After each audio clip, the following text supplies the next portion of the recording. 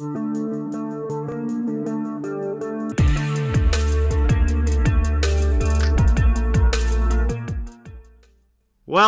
everybody, to episode 7 of Black and Gold Weekly. We have a great show here for you this week as the Bruins continue to roll along in the East Division. And as you can see, I am joined by a special guest this week, a new guest. It is Jacob Abenante from one of my teammates here at the Black and Gold Productions, host of the Puck Lines podcast, as well as a writer here at BNG. So it's really great to have Jacob on because, another teammate that I get to meet for the first time and talk to about the Bruins. And Jacob, I really want to thank you for coming on the show this week. And it's great to have you on, man, for sure. Yeah, definitely. I'm really excited to be here. I've been watching the show the last couple weeks, and I know we've been going back and forth about when we could find some time, and I'm happy we did, and I hope to come on again after this. But I'll talk Bruins whenever you want, so I'm glad to be here and hopefully to give you guys some insight and my opinions. Even if they're completely wrong, I'll give you them. And let's get this thing rolling. Thanks for having me. For sure. I'm really great to have you here, and we can definitely do this again as well. So you guys are definitely going to want to check out the Puck Lines podcast. It's one of my absolute favorites. Since I've started getting in on the betting a little bit this NHL season, it's been a must listen without a doubt. So we're getting a lot to talk about this week with the Bruins. Again, they had only a couple games because of that Buffalo series getting postponed, but still plenty to go. A big win over the Flyers and a big win over the Rangers last night. But before we start, I just do want to mention the links down in the description.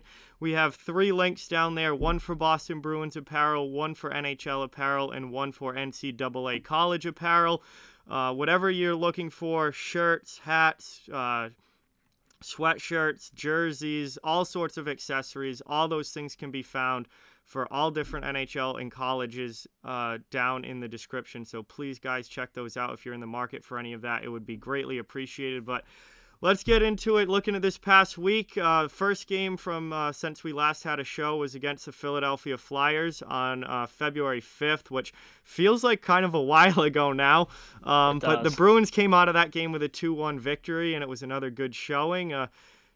Bruins now have beaten the Flyers every time they've played. Just any quick thoughts on that game and how the Bees looked?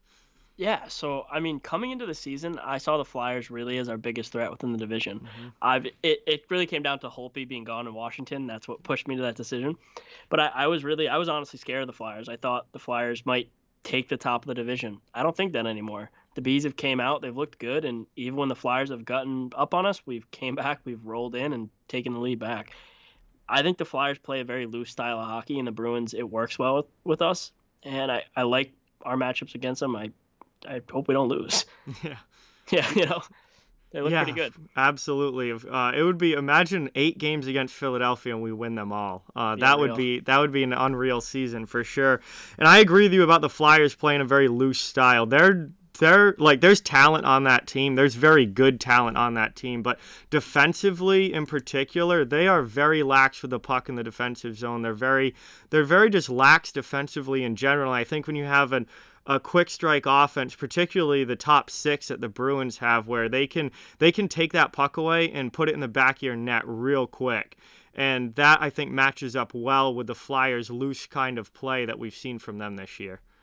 Yeah, and I think the Flyers have kind of just been that way against everyone. It's kind of just the way they're built. Mm-hmm. And you can't be that way with a rookie goaltender. Even as good as Hart is, mm-hmm. He's going to get rattled. He's young, and I like Carter Hart. I think he's a future, Vezina candidate. Just not this year, not right now, especially not with every defenseman on their team being a puck mover. Like, that doesn't work. So I just don't. I thought the Flyers were. They're still a good team. I just thought they were going to be a little stronger defensively, especially with the coaching, and just hasn't been that way. Yeah, I completely agree with that. I actually, before the season started, picked the Flyers to win this division. Yeah. And right now, it looks like Boston's definitely got an edge over them, at least from what we've seen in this first month. So after the Flyers game, another win for Boston. They had a few days off. They had some time because the Buffalo series that was supposed to happen ended up being postponed because the Sabres are having their own COVID issues right now. Then we got to see the Rangers for the first time this season last night, Wednesday night. What a hockey game that was. I was actually calling play-by-play of that game over on my other channel, Off the Wall Hockey, and that was one of the best hockey games I've seen all year so far. Back and forth affair, goes to overtime, just a crazy game. I will say Boston did look pretty rusty in the Yeah. first period. I think that time off really showed in that first, where they just weren't crisp with the puck. But as the game went along, I think they got better, and they end up pulling out another win on a beautiful goal from Brad Marchand in OT. Um, thoughts on that game and your overall impressions? Yeah, so like they came out. I thought they would be a little rusty to start, just because I mean they had those days off, the Super Bowl. I'm sure they had a pretty decent time with the Super Bowl, knowing they didn't have to play the Oh next yeah, day. You saw in Wag's interview when they asked him like what his first thought was when the games were getting canceled, and he like smiled and he oh was like, yeah, well, he was like, we don't have to like play after the Super Bowl. Like obviously like they probably got after a little bit. They deserve it. They've had a hell of a start. oh yeah. So I mean, like, yeah, they came out a little rusty. I think once they got going, it was a better game. The biggest thing for me was the Rangers looked a lot better than I gave them credit for. If you Hmm. listen to my podcast this week, I said I'm pretty sure I thought the Bruins were going to roll them right out of the gate, and they didn't. So the Rangers, they have more talent than you forget about. Like when I was Hmm. even yesterday, I was talking to my dad before the game, and I was like, "Oh, we'll be all right." Like, and I you forget about like Kreider, and I forget about Zibanejad. It's like how I don't Yeah. know, but I did. And they're just like they're not as bad as you think. They're actually Yep. pretty good. So like I don't know. I'm glad we won, but Yeah. I think there's a little like left. There's more in the tank there. We should have beat them by more. We shouldn't have went to overtime. So I didn't find it like quite as exciting as you did. I don't know. I was just a little down on like the way I think we looked, but Hmm. I'm happy we got the result we did. So like that's we won. That's all that matters. Yeah, it was a big win for sure. And I'll say one thing that stood out to me was the goaltending from both teams in that game. Tuukka Rask made some phenomenal saves, and Alexander Georgiev, who hasn't been off to the best start this year for the Rangers, had his best game of the season last It was night, and he good. made some stellar saves there for New York. And I will say this about the Rangers, they are starting to put it together a little bit. They've played a lot better over the last week and a half than they did to start the year. And I think getting that whole Tony DeAngelo situation kind of behind them and him Yeah. out of that locker room has helped that team a lot. And, they're a team that is not going to just roll over, and there's a lot of young talent there. So it was nice to see the Bruins come out and, get the 2 points. I expected them to I was with you. I thought that the Bruins would, pretty easily handle that game, and the Rangers had a lot more pushback than I thought. So I think that's going to make for an interesting game coming up on Friday night, which we'll talk about later. But that one might not be that might not be as easy of a win as some As we people might thought. think, depending Yeah. on if the Rangers can, get that momentum going where they feel like, all right, hold on, we can play with these guys. You might start to have that confidence a little bit, but as you mentioned, Boston's off to a heck of a start this year. They still only have one regulation loss. They are 9-1-2 on the season and sitting in first place in the East Division. So that brings me to a question here. They're a first place team right now. Do you think Boston, now that we're a month into the season, we've seen everybody, do you think Boston wins this division? I do. I completely do. The only team we haven't played right is Buffalo. Mm-hmm. Yeah, we're gonna. I think the Bruins are gonna win the division. I originally, I mean, I picked them to win the division, but I just as much off the bat thought that the Flyers had just as good of a chance. I just not that the Flyers are a bad team. I just like the way we match up against them. The Bruins, we looked good against, Washington, who's plagued us forever. And I just, yeah, to answer the question, I guess I think they're gonna win the division. Yeah, Yeah, I agree. At this point, if I was redoing my season predictions now, I'd have Boston at 1. At the beginning of the year, I actually had Boston third. Now, that's me being my pessimistic self. I tend to, Bruins fan. yeah, I tend Bruins to fans. go, hey, if you go in with little expectations, there's nowhere to go but up, and Yeah, you can't that's be let down. you can't be let down if you don't well. expect much from the Yeah. beginning. So I had Boston in third, I had Washington at second, and Philly at 1. Now it seems like the Bruins have got We've got whatever 4. the issues over the past like 8 years with Washington has been seems We've to got be by now It's because the Holtby. He Bruins, was a witch. yeah, Holtby was a witch. I Drives me it's got crazy. to be the Holtby factor for Yeah. sure. Who'd you have at 4? Did you have the Islanders or the Penguins? I had the Islanders at 4, Yeah. Rangers at 5, and Penguins down at 6. Wow. I've taken a lot of heat for that. I'm telling you, I'm No, sticking with I it. don't think you're wrong, I'm but I sticking with think it. I've taken heat from different people on that. I'm sticking with it. Pittsburgh is on the decline. Yeah, for now. Brian Burke's there now. I don't think he won't let him slide for too long. I trust No, and Burke. Hextall's a great, quick Yeah, so is rebuild kind of GM too. Pittsburgh's not going to be down for long, but for this year, I think they are. I agree. No, you're not wrong. I don't really fear Pittsburgh like we did No, for years. no, Not at all. no. I had the Rangers up at 5, and then they got off to that pretty bad start. But if they can get it together, there's a lot of young talent there. But we'll get into the rest of the division in a little bit here. The one thing I wanted to talk about or mention was just how Bruins seems to have slayed the Washington Dragon now with Holtby gone and those comeback wins. That never happened. That's No, never been. Bruins have never been able to pull no, that off against the Caps, no. and now they're coming from 3 goals down and winning games. I don't really fear the Caps like I used to after seeing these first few games against them. And then the Flyers, Boston's just had Philly's number. Boston Yeah. just seems to own Philly this year. So to get back to the original point, I guess, is that I've got Boston winning this division now, and I think you agree as well. It seems like they're going to be a first place team again this year. Yeah, no, I agree completely. I could see him winning the President's Trophy if they don't just. I mean, the North's kind of a gong show, so we'll see. Like Yeah. the guys, it's just they're running up scores left and right. So Oh, we'll it's see. wild up there. It's such a gong show. It's ridiculous. It's like the points that are coming out of the division's crazy. There's Yeah. no goaltending, no defense is Nope. played by any of the teams. The high-scoring games have been nuts. It's been really fun to watch, though. Yeah, no, definitely.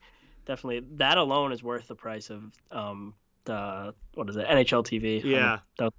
Center ice, whatever they call it. Yeah. It's worth that alone. Yeah, I know. The North has been wild this year. It's like they're playing 1988 hockey and everyone else is still playing in 2021 and they're like, "Nah, we're going to throw this back." And it's just been crazy up there, but I mean, Toronto and Montreal are winning a lot.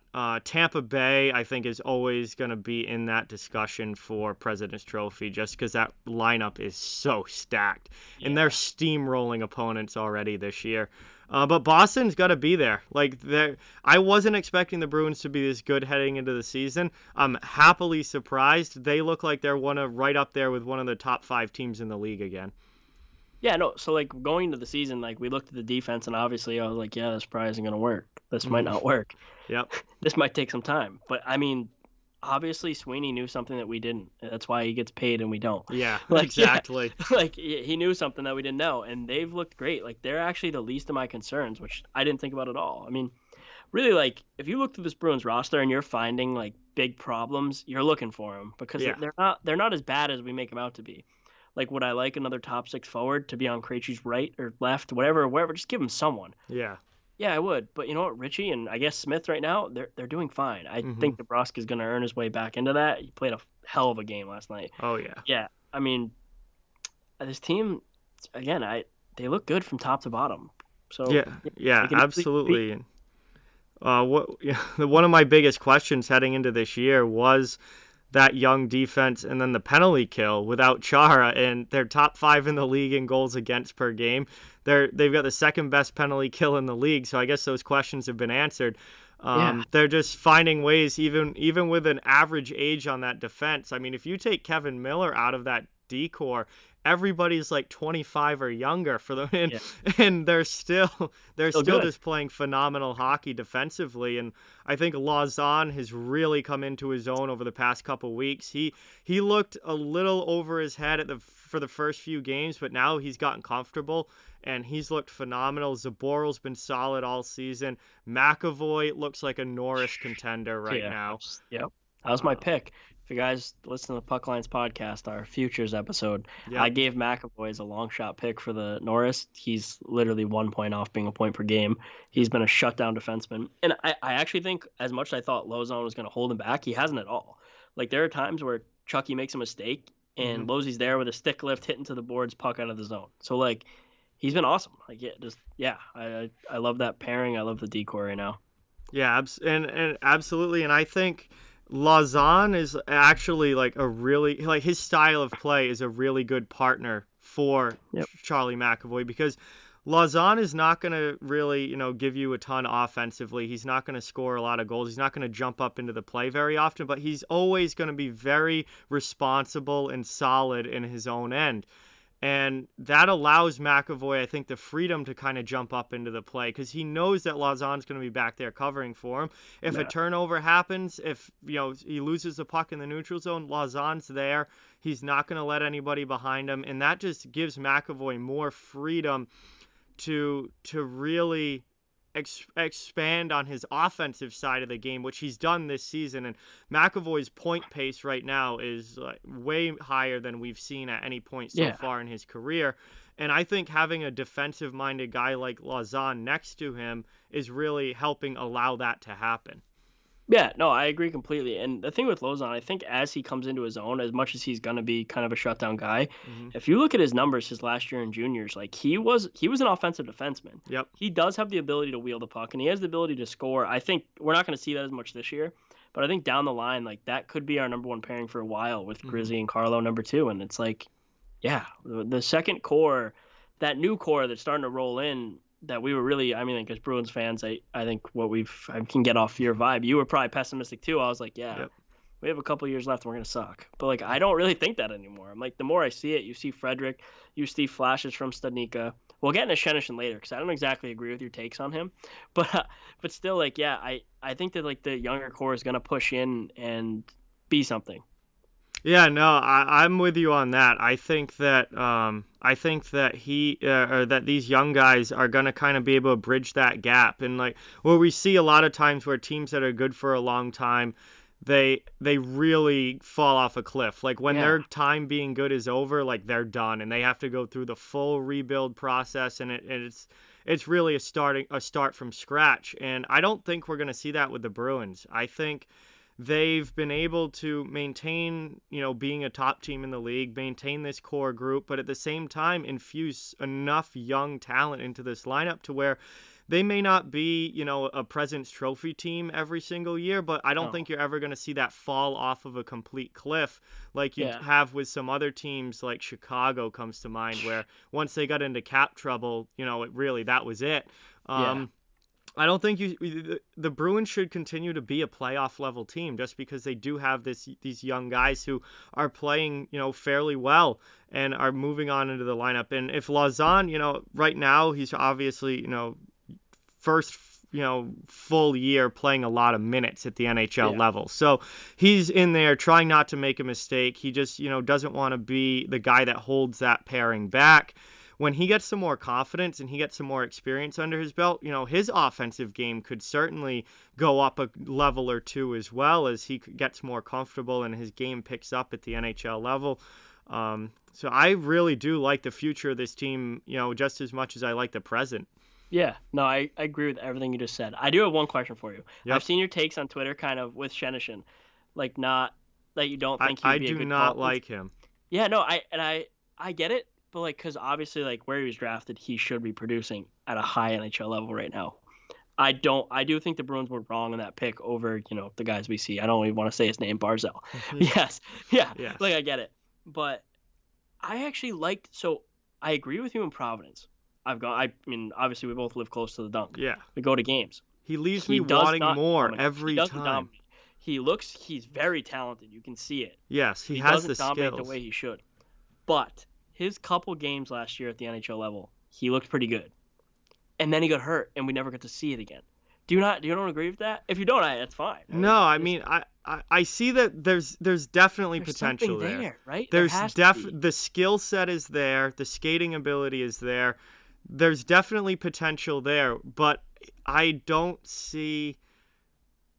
It's almost like it's mental with him. Like it's not the compete level isn't there every shift the way that it takes to make it in the NHL. That's what I've seen with Zach Senyshyn, particularly down in Providence, is when I go to games, he leaves me wanting more almost every single time, where I'm like, dude, you can do it. You have the skills to do it, and there's just something holding him back.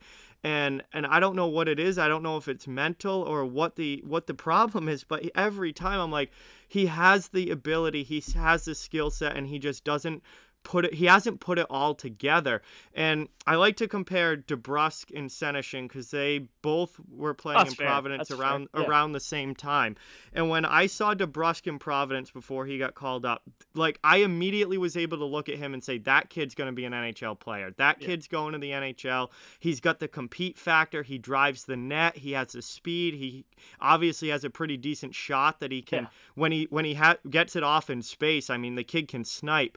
I'm like, that's an NHL talent right there, and he's going to make it.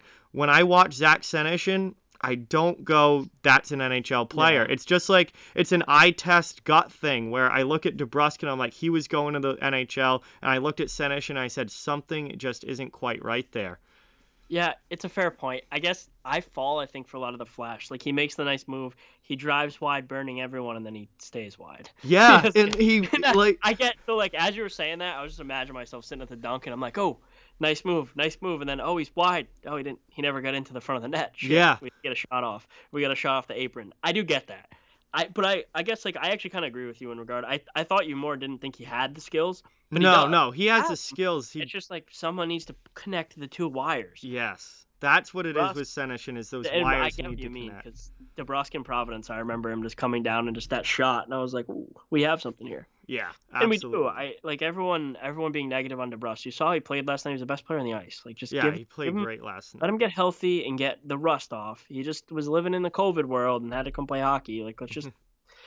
He's gonna be all right, and that was a goal. That was a goal. I'm clearly over the line, but that's me being a Bruins homer, right? So we'll just. Yeah. Well, DeBrusk was phenomenal last night. DeBrusk played his best game of the season without a doubt, and I've been hard on him because he had such a good 2018-19 season, and Yeah. you could see what kind of player he could be. And then last year I was not impressed. I was not impressed with his season last year. I thought he was going to continue taking those steps upwards, and last year was a step back for him, I think. And I thought that this year was going to be huge. Like, this was DeBrusk's year to show that he's actually going to be that guy that could score 30 goals. And he got off to such a tough start where he wasn't putting anything in the net. And and then he got hurt, which obviously stunk because that, really limited the amount of time that we could see him in the number of games. And now that he's back, I'm really hoping that he takes his game to the next level because I like Jake DeBrusk. I've been a defender of Jake DeBrusk, but at the same time, I've been repeatedly disappointed in Jake DeBrusk because here I am trying to defend him, and here he is not scoring goals, and I'm like, oh no, he's doing it again. I just want to see some consistency out of him. That's been my biggest thing. That's the problem. It's the consistency. You know when he's playing good. Yeah. When he's playing good, he's playing hard. He's hitting. He's engaged. When he's not, he does something that my dad used to flip out on me for in squirts. He circles. Yep. Like, he comes at the puck, and then when he doesn't get it, he circles. And when he's playing good, he stops and he starts and he's hitting, he's banging, and he's playing hard. But, like, I don't know how in video, like, he's not, like, that hasn't been just pounded into his head. Stop circling. No more circling. But yeah, I agree though. It's just, that's the thing with DeBrusk. Talent is all there. The skills is there. I think the mental's even there. It's consistency. It's just figuring it all out. So I think he will though. I really do. Yeah, I do too. And I think something I said, before the season even started that I was really high on was them bringing Craig Smith, because I think Craig Smith is a kind of player that DeBrusk could learn a lot from about consistency and just bring that compete on a night in and night out basis, because Craig Smith has done it his entire career. He's never been a flashy superstar player, but he's a consistent 20 goal scorer for a reason, where he has that compete level and that effort level every single night. He shoots the puck a ton. He goes to the net. And I think DeBrusk will really benefit from having a veteran guy like that in the lineup to really learn from and in some ways model his game after. I agree 100%. I've said that too. I think Craig Smith literally is what we want DeBrusk to be. Mm-hmm. So it's Smith. I love Smith's game. I think he plays great. He plays hard. He's never not trying. The guy shoots the puck in every situation. He's like behind the net by 6 feet. He's shooting the puck. I like that. He gets pucks on net better than anyone I've ever seen. So I like that. Yeah. And one thing I was always told playing hockey was it's never bad to get the puck on net. Good things happen when you throw the puck on goal. And Craig Smith certainly shoots the puck. And he gets the puck in deep. he gets the puck in deep, he gets the puck on goal, and that's going to lead to offense for the Bruins just through rebounds and like second chance opportunities, which is, you know, the way a majority of goals in the NHL are scored are through that. And I just think that kind of that style really will benefit the Bruins offense. And I think, you know, if you get DeBrusk playing that way, and, you know, if you can get Richie, if he keeps playing offensively the way that he has, you know, secondary scoring's not a problem for the Bruins like it has been in the past if they get all these guys playing the right way, in the way that they're capable of doing, which we've seen them do so far this season. Yeah, and just imagine what the Bruins can be if these guys keep scoring and our first line keeps gelling and Pasta's back and our defense start get comfortable. Like, we're going to be a problem for the rest of the league, and it's going to be awesome to watch. Oh yeah, That's absolutely. it's just going to be so fun to watch this team play hockey because they're all having fun. Like, that, no one has more fun than David Pastrnak. Him being in the lineup makes it 1,000 more times funner to watch. Funner might not be a word, but that's how I feel. Pasta looks great, and he just makes everything fun. So. Yeah, and I think we noticed with the team, just when Pasta came back, there was a different energy level and a different like swagger with that team, even on the bench and playing in the games where Pasta is a huge part of this team. Yeah. And it was noticeable when he wasn't there, and when he came back, like you just felt the energy level just like turn up to 10, and everybody was smiling, everyone was happy, and there was just so more of a jump in the game for everybody on that bench. And this team, when they're rolling, is so much fun to watch because of that energy level and that jump. And if they can get everybody on the same page and everybody rolling like they for an extended period of time rather than just the first month of the season, I mean, this is a team that could finish first in the league for sure.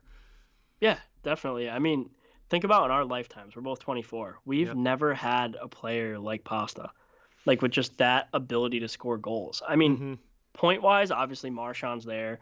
Bergeron plays a perfect game. Marc Savard had that ability to dish the puck and create plays like anyone, but we've never had as pure of a goal scorer as David Pastrnak. Yeah, 100%. Like, we just haven't. I mean, Sagan was great, but we didn't. Sagan's a different player too. Like, we never had just that guy who can score like Pasta can, and it's just awesome to watch. Yeah, it is, and he's without a doubt one of the absolute best goal scorers in the entire NHL. Yeah. And it's been a while since a Boston Bruin has been one of the top goal scorers in the NHL. And I think Pasta is going to win the Rocket, probably multiple times in his career. And, he's just such a pleasure to watch on the ice and so much fun, just so energetic and fun to watch. It's an exciting brand of hockey for sure. Yeah, exactly. I agree with everything you just said. It's so fun to watch him play. Oh, yeah, absolutely. He goes through the legs like I stick handle. Like, it's ridiculous. It's like, so easy for him. It's ridiculous. The puck like floats whenever it's on a stick. I'm like, how does he do this stuff? It's awesome. Yeah, I mean, he pulls off moves like without even thinking about it that I wouldn't even try. I can't even do them in NHL and Xbox. NHL 21, I have more trouble doing the things that Pasta does in real life. Yeah, it's unbelievable the skill set that he has, without a doubt. Moving on now, we've talked a lot about the Bruins being, first place and such a great team, and they're sitting at the top of the East right now. And I just want to kind of go through the other teams in the East Division and kind of take a look at where the Bruins stack up against them. Obviously, they've beaten pretty much. They haven't played Buffalo yet, but they've beaten pretty much everybody. Buffalo will get theirs eventually, and I'm sure that the Bruins shouldn't have much of an issue with them. We've talked a lot already about the Flyers and Capitals, but just like as far as the other teams, obviously we're better than New Jersey, but New Jersey played us tough in those first few games. I think that, those are games that the Bruins should win, similar to the Rangers. I think New Jersey and New York are kind of a lot alike, where they're games that the Bruins should win, but they're games where your opponent is going to give you a tough night and a good effort every single night. I would say that about both the Rangers and the Devils, even though the Bruins are definitely the superior team. Yeah, those are what I call a good old-fashioned trap game. Mm-hmm. The Bruins fall into traps. When they go in knowing they have a superior roster, they fall into traps. This team, they've done that since 2011 still. You Yep. know what I mean? They've been like they'll play down a little bit, which I think obviously they have the guys in the locker room not to do that, so they'll get it together. But yeah, just jumping into both. I mean, obviously Buffalo. I think the Bruins are much better than Buffalo. Buffalo has the top end guys though, so like if you get a game where Eichel is going and Hall's going too, they're a problem for the Bruins roster. So Yeah. you can't really forget about them. But I Mm-hmm. mean, the Bruins, I would expect are going to win 6 out of the 8 times we play them. Yeah, Yep. yeah, I think so. Same thing with the Devils. The Devils are good in regards to though, like I mean, Miles Wood can be a game changer. Jack Hughes is a different player than he used to be Yep. already. 1 year, 2 years from now, Jack Hughes is gonna give us fits. Gonna Oh give yeah. everyone fits because when he gets bigger and stronger, you're seeing it now. He can wheel and he can score. So I mean, yeah, I think the Bruins are better than both of them. I think we match up better against Buffalo than we do against the Devils. The Mm-hmm. Devils actually match up pretty well against us, but overall, I mean, like with Buffalo, I think both those teams are like we should win 6 out of 10, hopefully. Yeah. But yeah, I'll be disappointed if we don't in that regard. Yeah, absolutely. I think there's no easy opponents in the NHL. Yep. Everybody's going to give you a good test most nights, but at the end of the day, teams like the Devils, the Sabres, even the Rangers, the Bruins should be beating those teams. Pittsburgh's an interesting one. We did touch on them a little bit earlier about how we both agree that Pittsburgh's kind of not what they used to be. Um, I think I've been pretty down on Pittsburgh from even before the season started. I think the writing's kind of on the wall there. Um, and I don't like their defense at all. I think the No. Bruins should be able to wreck Yeah. that team's defense and put up goals. And just any thoughts on the Penguins and compared to where Boston's at? Yeah. So the only, I mean, obviously Latang's Latang, but Mm-hmm. really like his upside's in the offensive zone. Yep. Defensively, Latang's a liability. The Yep. only guy in that decor who really scares me a little bit's Marino, and he's still young and he's more offensive in a lot of areas too. You look at it, I would bet you next year Malkin could be gone. I Yep. think Latang is gone. Crosby will be there. I think Yeah. I listened to an interview. I think it was 31 Thoughts with Brian Burke was on it. Yep. He loves Crosby. He considers Crosby the best to ever play the game, or one of them, which he is. I mean, I Yep. think he is too. Yeah. I don't think Crosby goes anywhere. I don't really know how much Malkin fits into Hextall and Berkey's kind of attitude or anything. I just don't know how he fits.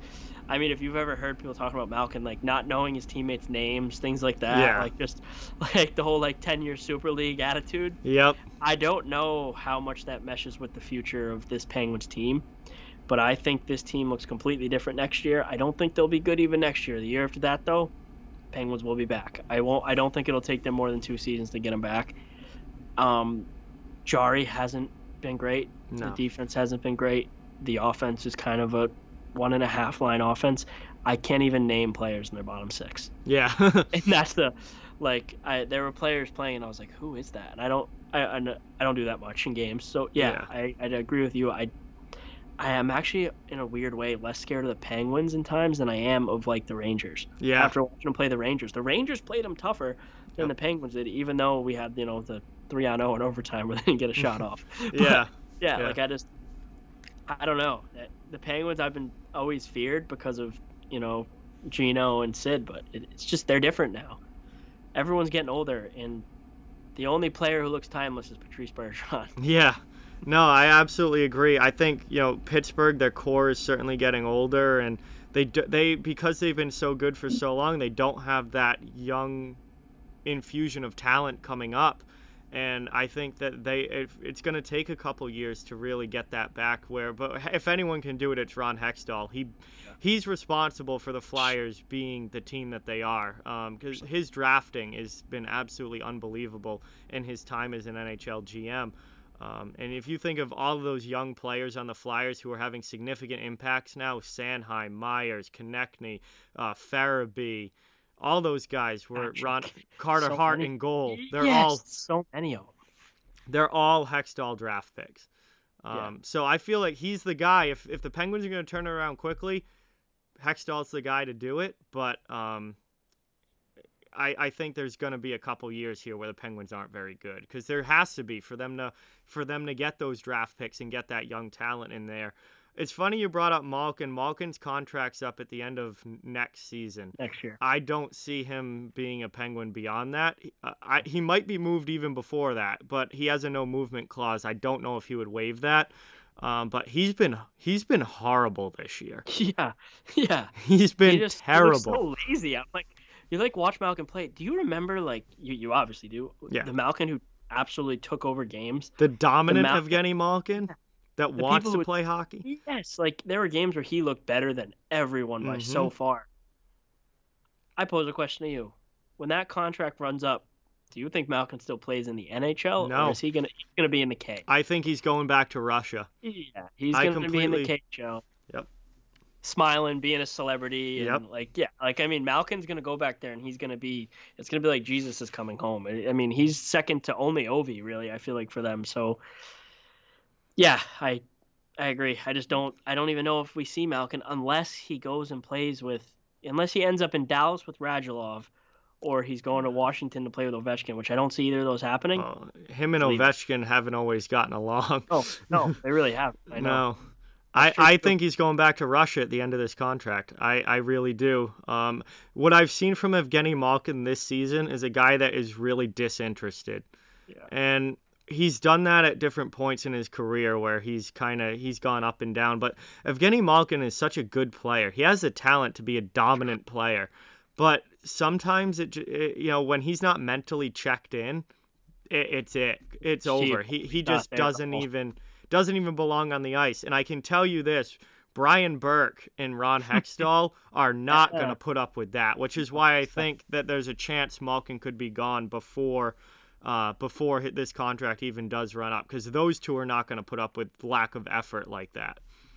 Yeah, not even for a second are either of them going to deal with a lack of effort, and on top of that, and not to make accusations, but a bad attitude with it. Which, I mean, I've heard good and bad things about Malkin in a lot of different podcasts with guys who have played with him. There are guys who they'll say Malkin never spoke to him in 2 years. You know what I mean?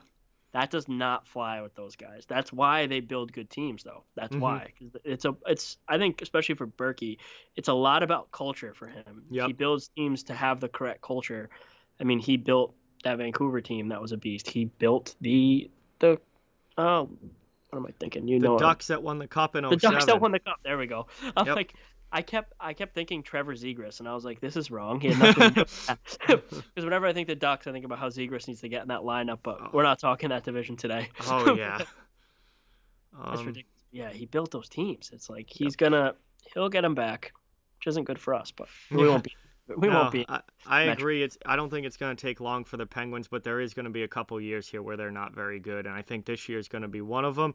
Washington, we've mentioned it. The Holtby witch is gone. For whatever reason, he just always shut down the Bruins, but Boston showed this year that without him, they're able to beat the Capitals. I think the Bruins, Washington's still a good team, and I think they're certainly going to be a playoff team. And if you get into a playoff series against Washington, it's certainly not going to be an easy one.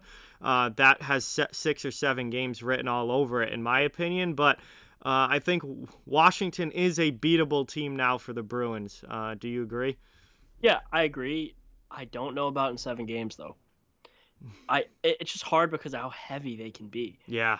What are you putting on the ice when it's Ovi, Tom Wilson, and Chara are all on the ice at the same time in a playoff game? Good luck with that. Throw out the rich dog and Trent Frederick, Kevin Miller. It's, good players, I guess, but you're outclassed, and you're outskilled, and you're out-toughed. So I don't know. I just don't. They can play gritty, and they can play skill. So I don't know. No, I still, they are my biggest fear in the division by far.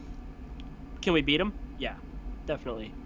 Is it going to take Pasta going in the playoffs, Marshy going, and Bergeron going at the exact same time, and secondary scoring? Yep. That's what it comes down to. Tuukka will be elite. I don't really worry about Tuukka. I'm a Tuukka stan. I like Tuukka. So. Tuukka's a very, very good goaltender, and he's showing it again this year. The guy's unbelievable. He takes a lot more flack than he ever should, without a doubt.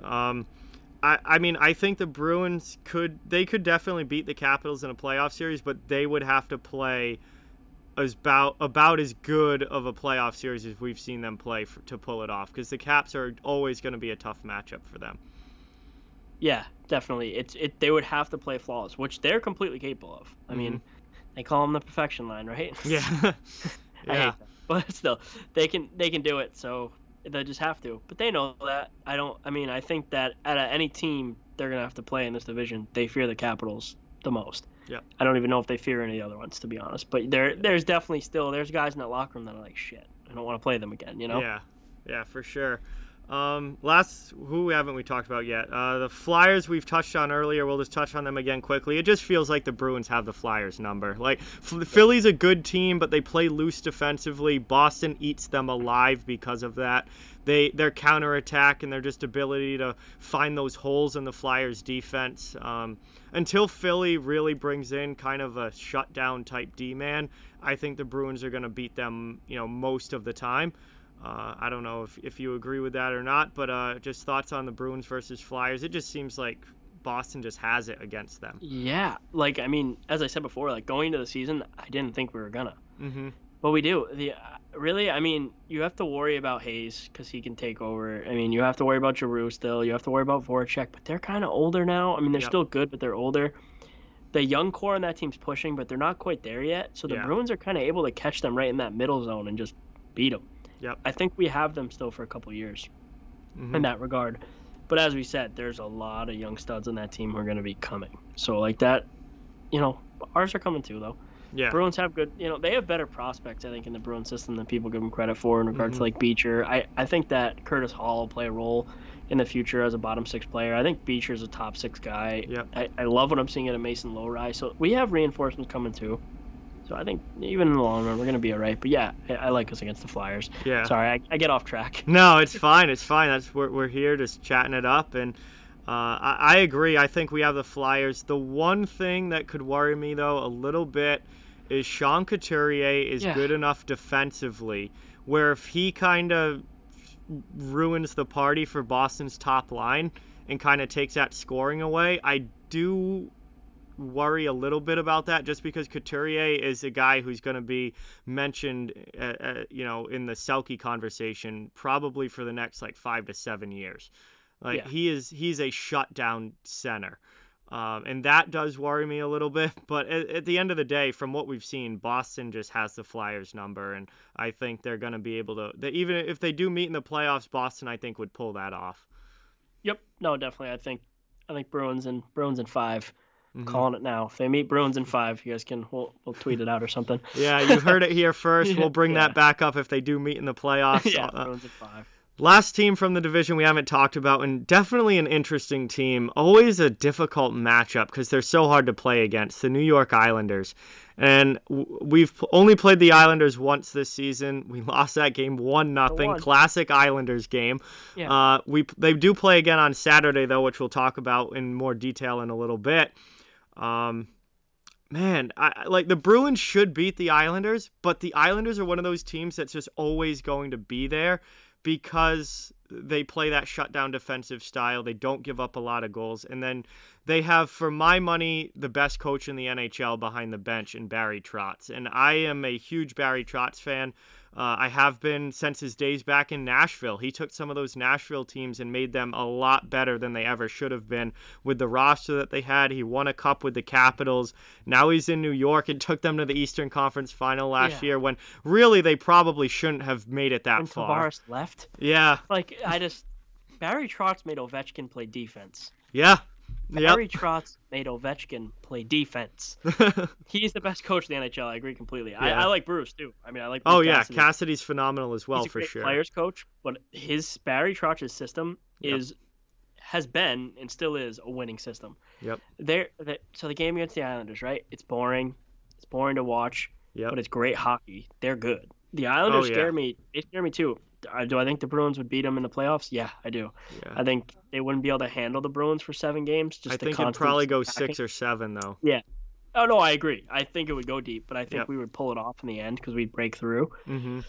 But the Islanders, I mean, they're a 1 loss, right? And that game, the Bruins played a really good game, too. Yeah. I start thinking back to it. It's been a while, but they played a great game. And they just swarmed, and they won.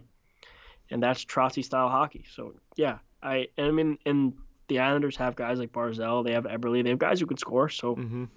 I agree. I think they're tough. They'd be a tough out in the playoffs. They're really not who I'd want to be matched up against for the Bruins. So yeah, I think they're good.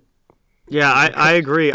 I would not want to face the the Flyers, the Islanders in a playoff series. I would want to face the Flyers. I think that'd be I think of that's the likely playoff teams from the East. I think Philly would be a good matchup for Boston. I think the Islanders would not. That'd be a tough out. And the thing, they play so hard up and down their lineup, and those teams are difficult to play against because they're just always going. And their fourth line to me is like the perfect NHL fourth line. And they scored the Islanders played the Rangers at the beginning of the week. They won 2-0, classic Islanders game. The fourth line had both goals. Yeah, And it's just like the physicality that Martin and Clutterbuck and Cizikas can bring, that's what it but is. then also the ability to chip in offensively Yeah. just makes them such a two-headed monster that, I mean, that's a tough matchup because they could play against any line. Yeah. And honestly, that's like what you hope out of the Bruins fourth line, right? But we don't really have. I mean, I guess Trent Frederick. I guess he He is kind of a heavyweight. he could be a Matt Martin type. Yeah, that's what I was like. Matt Martin's a heavyweight that has that upside, and I think Frederick has more skill Yeah, than Martin. Frederick's definitely got more offensive upside But than Martin, but I Frederick guess can throw too. I mean, like Frederick hung in there with Tom Wilson. He's at least a mid heavyweight right now in my Yeah. book. Throw him up against Revo. I don't know how that would go, but still, I mean, I don't want yeah, to see yeah, that. I don't want that to happen to him. I like Trent. I think Trent Yeah. has. I like Trent as even a third liner, but still, I agree. I agree completely. That team's built right. Yeah, they definitely are. And then when you get a great coach behind the bench who's able to implement a system like that, it's always a tough matchup. So, Yeah, there's how we think that Boston kind of matches up against the rest of the division. Again, now I didn't say this at the beginning of the year, but now I think Bruins are going to win the division. They look like one of the top teams in the league yet again this season, and I know Jacob has them coming in first as well. But there are definitely some tough matchups in there and some games that are certainly not going to be pushovers. Even from more of the bottom teams, the Rangers, Devils, teams like that are going to be, give you tough games some nights as well, for sure. But we've kind of looked back here a little bit. We've talked about last week's games. We talked about the Bruins, where they are in the standings and such. Now I want to kind of turn our attention ahead a little bit. Boston's upcoming week here. They've got a game against the Rangers Friday night, which will be right after this drops. They've got the Islanders on Saturday night, and then maybe the New Jersey Devils on Thursday the 18th. And there's a maybe there because their Devils are having quite a bit of a COVID issue there. They've got I think 16 or 17 guys on the 17, I think is what I COVID saw. list right now. Yeah. So all of their games, the 18th would be the earliest day that the Devils could potentially be back. So it would be the Devils' first game back if that game does happen. But Boston here with the end of this New York trip and then maybe the New Jersey Devils for this coming week. Does it look like the Bruins might win all three of these, or how do you see this week going again with these matchups? I mean, I surely hope so. Yeah. Yeah. So I think the Bruins, they're gonna come out, I think, hard tomorrow. That's why, I mean, I'll give you guys my bet of the week at some point this week. I'll be tweeting it out. Yep. And I think tomorrow, it's I really like the way I think the Bruins are gonna come out tomorrow. There has to be. I mean, Cassidy's gonna be like, hey, we should have not taken that team to overtime last game. So I expect they're gonna come out hard. I think the Bruins are the better team in that matchup, obviously. But I mean, the Rangers showed more fight than I thought they had. So the Rangers are going to come out. They're going to push. We got to see if Panarin's hurt. Yep. I haven't heard any updates on that. I don't know if you have, but I mean, that's a huge game changer. But overall, I think the Bruins should be looking good in that one. How about you? Yeah, Rangers are going to be a tough matchup. I expect the Rangers. I mean, I think you're right. Boston's going to come out hard tomorrow night, but I think the Rangers are going to come out hard too. I think we might be in for kind of a similar game because I think everyone was on the Bruins heading into Wednesday night's game, and everyone was like, the Bruins should win this. They're the better team, but The Rangers gave them a really tough fight and really put up a good fight there, and I think that's kind of um, probably lifted their confidence level a little bit to where like, hey boys, we can play with this team. Like that, yeah, Yeah. they're in first place, but we can play with this team. We got to go out there and give it our all. Now you're right, Panarin obviously was not right the second half of that game. He was No. clearly And that um, affects. yeah, he was clearly struggling playing through an injury, trying to play through an injury there. If he's not healthy, that's a big blow to New York because Zibanejad's been horrible so far this season. Another guy who So many chances. lit it up last year and has been terrible this year. Um, so if they lose Panarin or if he's playing at 70% or something like that, that's a big blow to New York. But I think it's probably going to be a close game again. I think the Rangers are going to put up a fight, but at the end of the day, I think the Bruins should win that game and probably will walk out of there with 2 points. I agree. I mean, yeah, I don't know. I'm gonna go against you. I'm gonna say the Bruins are gonna come out. They're gonna win by multiple goals. It's gonna be a great game. We'll see how it goes. There I we could go. be wrong. Perfect. I like your side of it though is pretty compelling. Like it's not easy to argue with because the Rangers looked good and I could see them rallying around playing good, but the Bruins are gonna come out. They're gonna roll them. That's Yeah. my call on that. To kind of make an argument on your side, I think maybe Wednesday night was the Rangers' best shot, and it still Yeah, wasn't enough to win. exactly. And they're kind of like, well, that's what we've got. We still can't win, and then they get steamrolled on Friday. We'll see. Okay. It's going to be a fun game, though, I think, to watch because there was a lot of up and down action in that game on Wednesday. So I hope that continues. Then Saturday, a game that might not be high on the entertainment level, so to say, but is probably going to be a close one. It's the New York Islanders on Saturday night to close out the New York trip. They've only met once so far this season. It was that 1-0 game that we talked about earlier that the Isles were able to pull out, and it's Boston's only regulation loss of the season. We get a rematch on Saturday night. What do you think about that one, and who do you got? So, I think again, it's a back-to-back, right? Mm-hmm. I think the Islanders could come out and win that game. Just Yeah. not to stay and being a Bruins homer. I generally think the Islanders might come out. They're going to be a little more rested. Right, the Islanders are not coming off a back-to-back. I don't think. I will check that just to make sure I'm not wrong. They do But not play on Friday. Yeah, they don't play on Friday. So I honestly think the Islanders will come out. I think it's going to be a low-scoring game. A 2-1 game, something like that. Yep. A 2-0, a 1-0 game like the first Yep. one. As a betting man, I think I would lean a little more towards the Islanders in that game, as much as I hate to say it. Mm-hmm. The Bruins have to lose at some point, and I kind of have that as one of the chances that it could happen. Yeah, I have to agree with you. I think there's a strong chance the Isles could pull out a win in that one. Just because the second half of the back-to-back is never easy, especially when you're going against a team who did have the night before off. And the Isles just play such suffocating and frustrating defense that I feel like, the Bruins are going to get tired as the game goes along. And if they don't score early, they're gonna be in trouble there. There's gonna be an issue because if they don't get out to an early lead, and they're just gonna wear out as that game goes along, and the Isles are just gonna suffocate you defensively, and that would allow, again, I completely agree, low scoring, but probably a one goal game, but I feel like the Isles could pull that one out for sure, and that's kind of one of those games for the Bruins where if you look at the schedule, you're like they have to lose eventually, right? Yeah, well, that game sticks out as like an opportunity for them to lose for sure. Exactly. It's like don't go in there expecting the Bruins to come back down 3 in the third period on the back of a back-to-back against the most suffocating team in the NHL. No. It's not happening. Definitely not going to be able to pull off something like that. And then they have a little bit of a break there because the first game against the New Jersey Devils has already been postponed. The second one has not as of yet. Like I said, it would be the first game back for New Jersey if they are able to play on Thursday the 18th.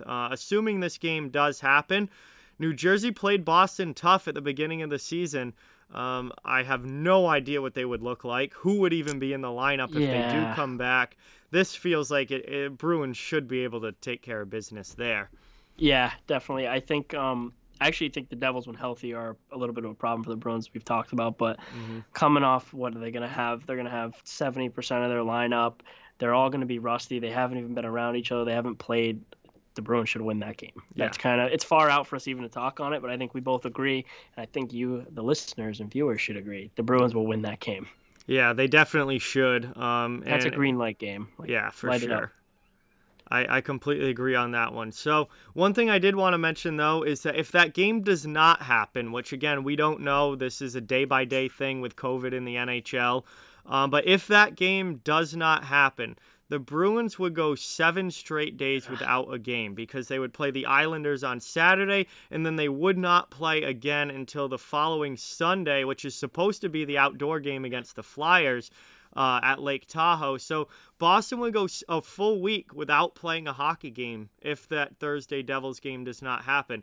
Do you think that that's something like it's good to get the rest and get the week off, or is that not a good thing because it kills momentum and you're condensing your schedule even more later in the season, which is going to come back to bite them? So just what do you think about that week off? I'm not a fan of the bye week. Yeah. I'm not a fan of the bye week. I'm This with team, you. they're running like a well-oiled machine. You don't want any rust to get on those wheels. Mm-hmm. I want them to keep rolling. I don't like that. And then what are we gonna do? They're gonna be playing back-to-back every other day, like that. Come on, what are we gonna go every other day, then back-to-back, then each week? We have a little bit of an older team in some areas. We have a lot of young guys, but we have guys we need to stay running strong. And we need Krejci, Bergeron, and even Marshy's getting older. As much as he doesn't show it, like it hurts. Kevin Miller, it hurts playing every day. We want them to be healthy down the stretch. So no, I don't want that to happen. Yeah, I completely agree. When you're 9-1-2, you don't want long breaks. You want to keep rolling. You want to keep playing and trying to, stay playing at your absolute best. And the condensed schedule would kind of hurt Boston's older guys like Krejci, Bergeron, Marchand. These are guys that, if Boston's going to play well at the end of the season and into the playoffs, they need to be healthy and rested and energized. And, those are some of your most important players. And if you're playing, back-to-back, night off, back-to-back at the end of the season because of a condensed schedule, that is not going to be helping guys like that for the Bruins. So I'm completely with you on that. I do not want them to go 7 straight days without a game. I really hope that New Jersey is able to come back for that 18th game because that would be a long, long layoff that the Bruins do not need. Agreed. Completely. All right, guys. So now for the one final thing, we're going to introduce a new segment to the show this week, and no better person to have on for it than Jacob because, like I said, he's host of the Puck Lines podcast, which is an NHL and Bruins betting podcast. Fantastic one. If you want picks and you want to go and talk about, all things NHL gambling, that is the podcast to go to. It's one of my absolute favorites for sure. I've been getting into it this year. BetOnline AG, sponsor of the website, blackandgoldhockey.com, and the flagship pod, the Black and Gold Hockey Podcast. They got me into it as soon as I saw that they were sponsoring Black and Gold. As soon as I started working here and doing this show, I was like, all right, if I'm going to get into it, BetOnline AG is the way to go. So I created an account and hopped in there, put some money in, and it's been fun. It's been a lot of fun. But the new segment this week is Bruins Bet of the Week, and I'm going to try and do this every week. And basically, it's just we pick one bet that we think is the best bet for the Bruins to win this week, whether it's money line, puck line, over, under, whatever you want for the upcoming games that we just previewed for this week in Boston Bruins hockey. And Jacob, I'll let you take it away here. Right. You're the betting guy more than me. Boston Bruins Bet of the Week. Go ahead. Yeah. So I'm going to start off with a thank you. I appreciate all your kind words. Made me smile. That was nice of you. But all right, so my pick of the week, it's going to come in that Bruins-Islanders game, and it's going to – actually, no. My bet of the week, I'm going to go with – because we kind of disagreed on this one. I'm going to take the Bruins tomorrow night on the puck line minus 1.5. I'm going to take the Bruins to win by at least 2 goals. I think you're going to be looking at, if you're in Rhode Island, it's going to be a little less than everywhere else. So looking at like plus 145, you should probably be able to get like plus 155, close to plus 160 on that. Mm-hmm. So my official pick of the week here is going to be the Bruins against the Rangers tomorrow night, minus 1.5 on the puck line. All right, awesome. Mine's gonna be the under in the Bruins Islanders game on Saturday. They played earlier this year. It was 1-0. The Islanders didn't get off to the best start. They had a tough week and a half in there, but then they had a little bit of a break because a series against Buffalo got postponed. And since they've come back from that break, they've looked much more like the usual New York Islanders. And the Isles are back playing Islanders hockey. It's stifling defense. Yep. I mean the under it's a couple days out still from when we're recording this on Thursday, so I don't know what the numbers are going to be on it. Yeah, I'm a if it's 5.5, definitely under. Even if it's 5, it might be down at 5. I'm not sure. It might be down at 5. Still, I feel like it's going to be a 2-1 game. Yeah. I feel like it's going to be 2-1, so I'm going to take the under on that one. Even if it's at 5, I'm still going under. Yeah, so at 5 you get the push, right? So you're kind of still a little safe there. Yep. So I'd be fine at 5 as long as you can get the push. That's fine. I think it should be 5.5, but it's smart if they put it at 5 for their favor. But I don't think as many people will take it. So I think you might still be able to grab it at 5.5. I would call that pretty much as close to a lock as you can get. Mm-hmm. I like that pick. I think you have the better of our two picks, but I'm staying strong just because we disagreed on it. Yeah, for sure. Still the Bruins tomorrow night minus 1.5. All right, awesome. So there we have it, guys. Episode 7. Jacob, thank you so much, man, for coming on. This was a ton of fun, and definitely would love to do this again in the future. Definitely, anytime. I had a lot of fun, and it was awesome. I'd love to come back on. Thank you for having me. Thanks. Yeah, of course, man. Thank you so much. So this was Jacob Abenante from Pucklines Podcast and one of my teammates here at Black and Gold Productions, as he also writes for the website blackandgoldhockey.com as well. Check that out. Really want to give a huge thank you to Mark and everybody at Black and Gold Productions for giving me this platform and having this show happen. Huge shout out to them. Remember to please check out the links in the description. We've got Bruins apparel. We've got NHL teams, no matter what team you want. We've got NCAA colleges, all down there. Links are in the description. It would mean a lot if you would check those out. And I really, really want to thank Jacob for coming on. Thank all of you for watching and listening. I really, really does mean a lot. We're at episode 7 now of the show already. It feels like I just started and we're already 7 episodes in. It's wild, guys. But thank you all so much for the support. We will be back next week with episode 8, and I've got a very special guest coming on next week at 8, someone who I've known for a long, long time, actually played hockey with, and actually started doing media content with back in high school a long, long time ago now. So episode 8 is going to be a fun one for sure. So can't wait to bring that to you next week. But for this one, episode 7 is done. Thank you guys so much, and talk to you all soon.